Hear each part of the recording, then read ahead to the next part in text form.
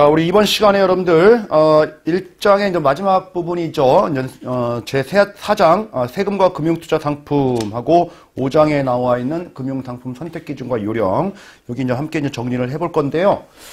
자, 우리 세금 부분은 여러분들 한 문제는 반드시 나오고, 두 문제까지도 나오는 회차도 많이 있으니까, 좀 눈여겨 좀 보실 필요가 있어요. 자, 우리 75페이지 여러분들 소득세의 의무와 과세 원칙 관련돼 가지고 그 2번 소득세 열거주의 과세다라는 말 나와 있죠. 자, 우리 대원칙적인 거 한번 볼게요. 자, 개인이 벌어들이는 소득에 대해서는 우리는 소득세법이 이제 적용되는 거고요. 이 소득세법은 대원칙이 열거주의 과세 원칙을 취하고 있다라는 거예요. 자, 그리고 페이지 넘기셔가지고 우리 이제 법인세법 이렇게 나와 있는데요. 법인세는 법인이 벌어들이는 소득에 대해서 과세하는 걸로, 법인세는 여러분들, 순자산 증가설에 따라서 과세합니다. 순자산 증가설. 이 말은 뭐냐면은, 플러스 1원이라도 돈을 벌면, 순수하게 자산이 증가하면은 세금 때리겠다. 그 말이에요. 그쵸? 그 말은 뭐예요? 열거 안 와도 이익만 보면 과세하겠다라는 포괄적 포괄주의 과세 원칙이다. 이렇게 보시면 되는 거예요. 자, 다음 여러분들 우리가 상속세와 증여세와 관련된 부분들은 완전 포괄주의다. 뭐 이런 얘기들 많이 들어봤죠. 완전 포괄주의. 너무나 이제 편법들이 많이 있다 보니까 경제적 실질적인 혜택을 보게 되면은 눈으로 보이건 안 보이건 간에 포착되면 과세하겠다, 그런 의미예요. 완전 포괄주의 과세. 그러니까 여러분들 이 과세 원칙과 관련된 부분에서 시험 문제도 종종 출제하니까 이 제목 정도는 다 알고 계셔야 돼요. 자, 그런 다음에 이 소득세는 열거를 한다라고 했는데 여러분들 열거를 할 때 우리 여러분들 종합소득세라는 거, 종합소득세, 그리고 퇴직소득세, 그리고 양도소득세, 이렇게 세 가지로 규정을 합니다. 세 가지로. 종합소득세는 여러분들 1월 1일부터 12월 31일까지 1년간 벌어들이는 모든 소득들을 다 합산해서 과세를 하는 거예요. 그래서 열거를 하기를 이자소득이라든지 배당소득이라든지 사업소득이라든지 근로소득, 연금소득, 그리고 기타소득, 이렇게 6가지 소득들을 다 합산해서 다음 연도 5월 달에 종합소득세로 신고납부하도록 하는 제도가 바로 종합소득인 거예요. 자, 이거에 비해서 여러분들 퇴직소득과 양도소득이라고 하는 것은 1월 1일부터 12월 31일까지 벌어들인 소득이 아니죠. 입사해서 퇴사할 때까지, 그리고 취득해가지고 양도할 때까지 그 기간이 장기간 걸리는 소득이다라는 거예요. 그러니까 여기에 합산하면은 안 맞는다라는 거죠. 그래서 종합소득과 별도로 따로 분류해서 과세한다라고 해서 분류과세소득이다, 이렇게 얘기를 하는 거예요. 그래서 퇴직소득, 양도소득은 여기에 포함되지 않는다, 이렇게 보시면 되겠네요. 자, 그런데 이 모든 것들을 다 열거주의로 과세하다 보니까 이제 문제가 생기는 데가 두 군데가 있어요. 뭐냐면은, 자, 이자소득의 종류들을 세법에서 열거합니다. 1번, 2번, 3번. 그러니까 예를 들어서 은행에 맡기면은 발생한 이자, 저축성 보험에서 발생한 거는 이자, 채권을 통해서 발행한 것은 이자, 이런 식으로 쭉 법에서 열거를 하고 있다는 얘기예요. 자, 배당도 마찬가지로, 배당도 누구한테부터 받든 주식으로부터 받은 1년치 결산에 따른 이익의 배분은 배당, 이런 식으로, 국내뿐만 아니라 국외에서 받은 것도 배당, 이런 식으로 해가지고 쭉 열거를 하고 있다는 얘기입니다. 이게 바로 열거주의 과세 원칙이다라는 거예요. 자, 그런데 이거는 이제 금융소득이라고 해가지고 이제 금융권에서 많이 이런 일들을 하고 있는데, 이제 금융상품으로 판매들을 많이 하고 있는 거죠. 자, 그러다 보니까 이 상품들을 법에서 열거한 거 이외에 새로운 신종상품을 개발하게 되면은 여기 법의 망을 벗어날 수가 있어요. 그죠? 법에 열거되지 않은 것은 과세할 수가 없으니까. 자, 그래서, 자, 이런 것들은, 법에서 이런 말이 나옵니다. 11번까지 이렇게 다 열거하다가 12번 또는 13번에서, 자, 1번부터 11번까지, 유사한, 비슷한, 유형의, 소득에 대해서는 이자소득으로 보겠다, 또는 금융소득으로 보겠다, 이런 문구가 들어가게 되더라라는 거예요. 법조문에. 자, 그럼 이 문구는 여러분들, 가만히 보니까 열거주의 문구인가요? 포괄주의 문구인가요? 포괄주의 문구죠. 그래서 이자, 배당, 금융소득과 관련된 부분에 대해서는 대원칙의 소득세법은 열거주의지만은 요 두 가지에 한해서만큼은 요 두 가지 유형은 포괄주의 과세를 취한다, 이렇게 얘기를 하는 거예요. 그걸 가지고 우리는 유형별 포괄주의 이렇게 얘기를 하는 거죠. 자, 그러면 여러분들 우리가 정리가 되네요. 소득세 대원칙은 열거주의, 단 이자 배당은 금융소득은 유형별 포괄주의. 그리고 법인세는 순자산 증가설, 상속증여세는 완전 포괄주의. 이렇게 정리를 하시는 얘기입니다. 그래서 1, 2, 3, 4 지문으로 맞는 걸 맞게 짝지어놓은 거 고르는 거, 뭐 이런 것들 대비를 해두시면 되는 거고. 자, 또 하나의 이제 출제 포인트는 종합소득이 아닌 것은 그러면 퇴직, 양도, 뭐 이런 것들 좀 보시면 될 거예요. 자, 여기서 이제 부연해서 설명드리면 여러분들 만약에 법인이 보험 수익자예요. 보험 가입했어요. 그런데 보험 차익이 발생했네. 보험 차익. 보험 차익이 발생했다는 얘기는 뭐예요? 순자산이 증가했다는 얘기인가요? 그렇죠. 플러스 1원이라도 더 올라갔다. 그러면 이거는 과세할까요? 안 할까요? 그렇죠. 이거는 과세한다. 왜요? 법인세는 순자산 증가설이니까.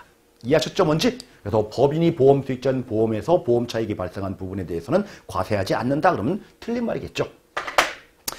자, 이런 것들이 여러분들 우리가 75페이지, 76페이지에 걸쳐가지고 쭉 설명을 하고 있는 거고요. 다음 여러분들 우리 77페이지에 세율이 나옵니다. 세율. 우리 종합소득과 관련된 세율 쪽에서는 여러분들 6%에서 최고 42%까지 이렇게 적용되고 있죠. 그래서 과세표준 구간 1,200만 원 이하 부분에 적용되는 세율은 6%다. 이거 하나만큼은 꼭 기억하고 들어가셔야 돼요. 그러면 예를 들어가지고 시험 문제가 1,200만 원 이하에 적용되는 소득세율은 몇 프로냐라고 하면은 6%다라는 부분. 그쵸? 만약에 예를 들어서 시험 문제도 이렇게도 나온 적이 있어요. 과세표준이 1,000만 원이다. 그러면은 세액은 얼마냐라는 거죠. 1,200만 원 이하니까 6%죠. 1,000만 원에 6%니까 얼마죠? 60만 원이다. 이렇게 고르는 문제가 시험 문제 출제된 적이 몇 번 있으니까 최저 세율 정도는 알고 가자. 종합소득세. 자, 다음은 2번에 법인세 세율 관련돼서 이것까지 다 암기하기는 너무 힘드니까 넘어가도록 하고요. 자, 우리 상속세, 증여세 세율에서는 여러분들 10%부터 50%까지 초과 누진세율이죠. 그쵸? 자, 그러니까 여기에서는 여러분들 최고 세율만 알자. 최고 세율. 자, 과세표준 30억 초과분에 대해서는 몇 프로가 적용될까요? 40%가 아니고 50%의 최고 세율이 적용된다. 자, 이 40%다라고 하면 틀려요, 이거. 자, 그러니까 여러분들 과세표준이 예를 들어서 40억이다 라고 하면은 자 30억까지는 얼마예요? 뭐 10%에서 40%까지 적용되는 누진 구간이 적용되는 거고 추가적인 10억에 대해서는 곱하기 50%에 해당되는 5억이 더 추가되는 거예요. 세금. 이런 구조다라는 거예요. 이해하셨죠? 뭔지? 그래서 예전에 이제 시험 문제가 이렇게도 나온 적이 있죠. 과세표준이 40억일 때 상속증여세 산출세액은 얼마냐라고 해가지고 이렇게 나왔어요. 10억 4천만 원 플러스 얼마다. 만약에 40억일 때 과세표준 산출세액은 이렇다. 그러면 빈칸에 들어갈 알맞은 금액은 얼마냐? 이거 10억 4천만 원이라는 게 왜 나왔을까? 좋죠. 30억까지 계산해 보니까 10억 4천이다 그 말이에요. 그러면 30억 초과분에 대해서는 얼마예요? 50%니까 절반을 내야 되니까 자 30억 초과분이 얼마죠? 10억이죠. 10억의 절반이니까 5억이다. 5억이 더 추가된다. 그래서 5억을 고르는 문제가 시험 문제 나온 적도 있었는데 상당히 좀 어려운 문제였죠. 그래서 어쨌든 간에 여러분들 최고 세율과 관련된 부분들 이 부분은 정리를 해두시기 바랍니다. 자, 다음 여러분들 우리 테마 쪽에 넘어가시게 되면은 자, 금융소득과 세금이라는 테마가 또 나옵니다. 자, 우리 금융소득 종합과세와 관련된 부분인데요. 이 금융소득에 해당되는 부분이 우리 이자 배당이다라는 거예요. 그래서 금융소득은 이자 소득만 해당하는 거지 배당은 아니다라고 하면 틀려요. 이자하고 배당 두 개 합친 거고요. 이 금융소득과 관련된 부분들은 여러분들 유형별 포괄주의도 상당히 중요한 개념이지만은 자, 우리 금융소득 종합과세가 더 중요한 이슈가 됩니다. 자, 우리 금융소득이 여러분들 연간 따졌을 때 개인별로 따지는 거예요. 소득세는 부부 합산 그러면 틀려요. 개인별로 따져가지고 자 연간 이 금융소득 합계액이 2천만 원 기준으로 따집니다. 2천만 원. 그래서 세 번째 2천만 원 이하라고 하면은 세율 14%로 원천 징수돼서 과세는 종결됩니다. 그러면 나머지 소득에 대해서만 종합소득세 신고하라는 얘기예요. 자, 그렇지만 여러분들 세 번째 자 2천만 원 초과된다라고 하면은 이 금융소득 전체가 다 합산돼서 종합소득세로 내라 이거예요. 그게 바로 금융소득 종합과세다. 이렇게 얘기를 하는 겁니다. 자, 종합과세 되다 보니까 세율이 여러분들 최저 6%부터 최고 42%까지 7단계 누진세율이 적용되는 이게 바로 소득세의 기본세율이다라는 거예요. 기본이다라고 해서 세율이 하나가 아니고요. 기본적으로 누진세가 기본세율인 거예요. 자, 이게 바로 금융소득 종합과세다라는 겁니다. 이해하셨죠? 자, 그런데 하나 더 추가적으로 봐야 될 부분들은 뭐냐면은 요 2천만 원 따질 때 여러분들 2천만 원 중에서 이자하고 배당 중에서는 비과세 되는 것도 있을 거잖아요. 그쵸? 아니면 분리해가지고 완전히 끝나는 것도 있을 거잖아요. 이런 것들은 빼고 비과세라든지 아니면 분리과세로 과세가 종결된 것은 제외하고 그거는 그대로 그냥 끝나는 거니까 나머지 부분 2천만 원 기준으로 따진다라는 거예요. 나머지 부분 2천만 원 기준으로. 자, 그런데 여러분들 여기 보니까 좀 웃긴 게 있죠. 2천만 원 이하라고 하면은 14%로 끝나면 참 좋았는데 2천만 원 초과돼가지고 금융소득이 많은 사람들이 종합과세 됐을 때 최저세율 6% 적용 구간에 놓일 수도 있는 거죠. 지금 보니까. 그러면 오히려 종합과세 되는 게 더 세금을 적게 내는 그런 현상이 발생하는 거 아니냐 이렇게 또 생각할 수가 있어요. 절대 그렇지 않습니다. 자, 이렇게 종합과세 됐을 때의 금액이 나올 거예요. 그쵸? 그런데 종합과세 되면서 세액 부담이 줄어드는 효과가 발생할 소지도 있으니까 2천만 원 초과되더라도 아예 금융소득 자체를 다 분리과세 됐다라고 가정을 해서 계산을 한번 해보는 거예요. 나머지만 우리 종합소득세를 계산해서 두 개를 한번 더해보는 거예요. 그죠? 그래서 종합과세 됐던 방식하고 분리과세 전체가 됐다라는 방식하고 두 개를 비교해 봐가지고 둘 중에 큰 것을 세금으로 때립니다. 그러니까 비교한다는 얘기예요. 절대 여러분들 종합과세 됐을 때 14%보다 적어지는 현상은 발생하지 않게 하겠다는 얘기죠. 이게 바로 비교과세라는 거예요. 비교과세. 자, 이런 방식들을 채택하고 있다라는 겁니다. 자, 어쨌든 간에 우리가 2천만 원 기준이다. 뭐 이런 것들은 반드시 기억을 해 두셔야 되는 거예요. 아셨죠? 그리고 2천만 원 이하에 적용되는 세율, 원천징수 세율은 15%가 아니고 14%. 뭐 이런 것들도 기본적으로 알고 계셔야 되는 거고. 나머지 부분들은 우리 여러분들 그림, 맨 밑에 그림이 나와 있죠? 끝에. 그림을 토대로 해서 정리를 하시게 되면은 금융소득 종합과세는 뭐 이 정도만 준비를 하셔도 뭐 틀릴 문제가 거의 없을 겁니다. 자, 이처럼 여러분들 우리 1장에 나오는 세금과 금융투자 상품과 관련된 부분에 대해서는 대원칙, 과세체계 원칙, 그리고 세율, 그리고 금융소득 종합과세 뭐 이 정도가 이제 범위인데 시험 문제가 많이 나오다 보니까 여러분들 한정된 범위에서 시험 문제 많다 보니까 틀리시면 안 된다는 얘기예요. 자, 다음 이제 마지막 5장 금융상품의 선택 기준과 요령이라는 부분인데 자, 이 부분은 시험 문제가 거의 안 나옵니다. 아주 뭐 1년에 시험 봤을 때 한 번 나올까 말까 뭐 이 정도라고 보시면 돼요. 그래서 공부 안 하셔도 뭐 무방한 파트가 바로 이 부분이에요.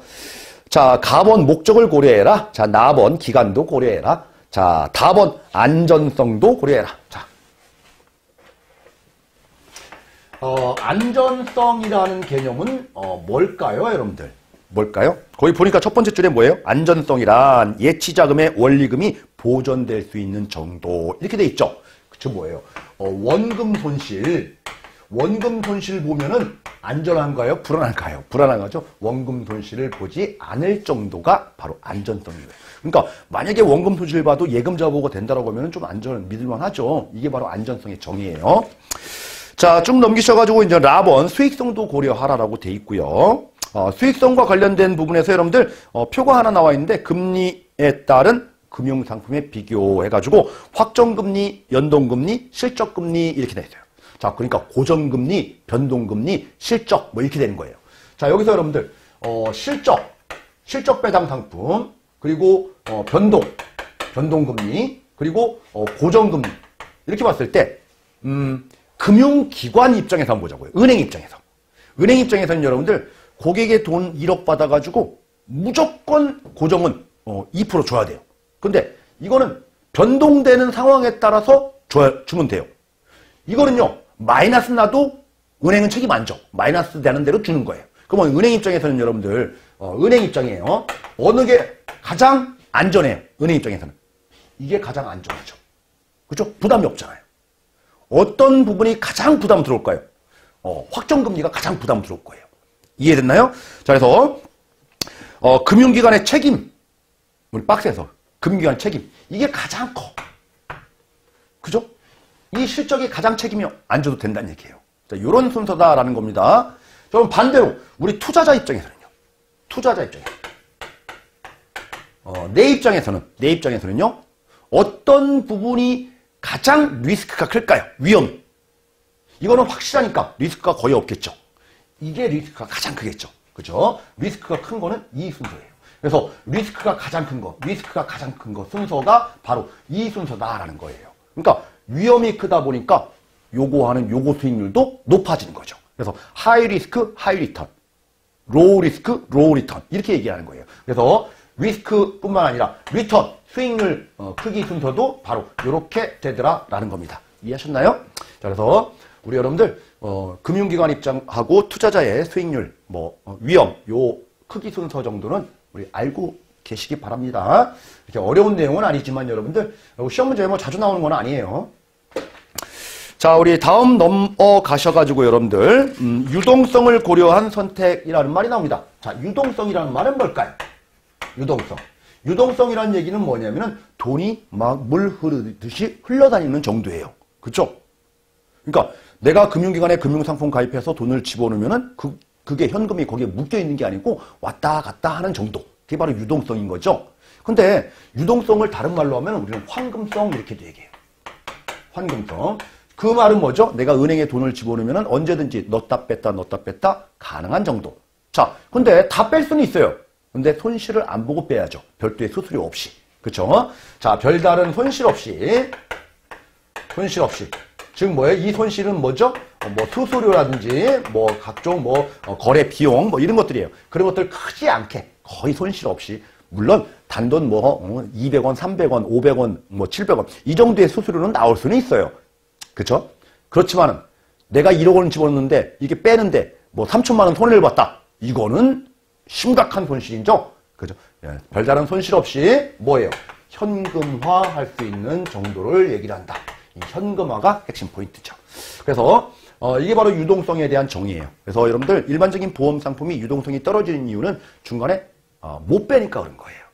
빼려면 해지해야 되고 해지하면 막대한 손실을 보잖아요. 그죠? 손실 없이 현금화할 수 있는 정도가 높은 정도를 우리는 유동성이라고 한다. 그래서 여러분들 유동성과 안전성의 개념 차이를 두 개를 기억을 해 두셔야 돼요. 시험 문제가 그 왼쪽 여러분들 2번 문제. 2번 문제 보니까 빵꾸란 빈칸이란 자금이 필요할 때 언제든지 보유한 상품을 별다른 손실 없이 현금화할 수 있는 정도를 말한다. 해서 정답이 이제 유동성인데 이게 이제 시험장 가셔가지고 안전성 이거 체크하고 나오시는 분들이 의외로 많으시다라는 거예요. 자, 이런 부분들 좀 체크 정도 해두시면 될 것 같아요. 자, 여기까지 여러분들 우리가 1장 파트 1 금융시장의 이해 파트를 좀 정리를 했고요. 문항서로는 실제 시험장 가시면은 9문제 출제할 거예요. 10문제 정도 예상을 하지만 9문제 정도 출제할 거고 지금 이번 시간에 봤듯이 세금 부분이 많게는 2문제까지도 나옵니다. 그렇다는 얘기는 그 앞쪽에 공부했던 부분들이 7문제. 그쵸? 의외로 공부량은 많았는데 문항수는 적죠. 그래서 제가 말씀드렸던 그 포인트 위주로만 잘 정리하시고 나머지 부분들 우리 정규 시간에 공부 안 하셨던 제가 스킵하고 넘어갔던 부분들까지 다 이렇게 꼼꼼하게 보시는 것도 나쁘진 않지만은 여러분들 어차피 우리의 커트라인은 70이잖아요. 그래서 한두 문제 정도는 1장에서 틀려도 된다라는 생각으로 좀 여유 있게 공부를 하셨으면 좋겠습니다. 자, 우리 다음 시간에 제2장 생명보험의 이해 파트 다음 시간부터 진행을 하도록 하겠습니다.